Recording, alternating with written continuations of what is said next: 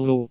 By Charles Hoyfort, Part 2, Chapter 20H. It would seem that the mistake by the astronomers is in thinking that, in the relative existence, there could be more than relative mass, if the idea of mass could be considered as meaning anything.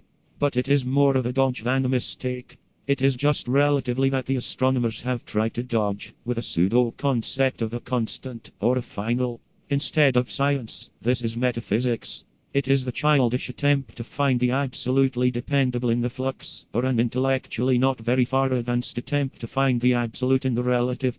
The concept of mass is a borrowing from the theologians, who are in no position to lend anything. The theologians could not confidently treat of human characters, personalities, dispositions, temperaments, nor intellects, all of which are shifts. So they said that they conceived of finals, or unchangeables, which they called souls.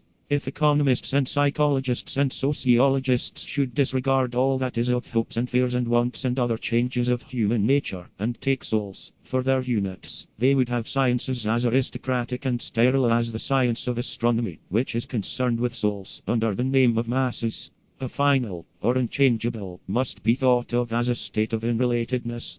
Anything that is reacting with something else must be thought of as being in the state of change. So when an astronomer formulates, or says he formulates, the effects of one mass, or one planet, as a mass, upon another, his meaningless statement might as well be that the subject of his equations is the relations of unrelatedness. Starting with nothing thinkable to think about, if constants, or finals, are unknown in human experience, and are unrepresentable in human thought, the first and simplest of the astronomers' triumphs, as they tell it, is the problem of the two masses.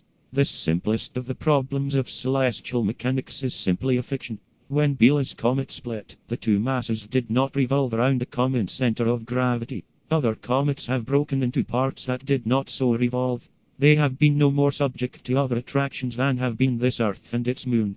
The theorem is Sunday school science.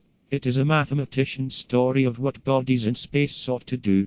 In the textbooks, it is said that the star Sirius and a companion star exemplify the theorem, but this is another yarn.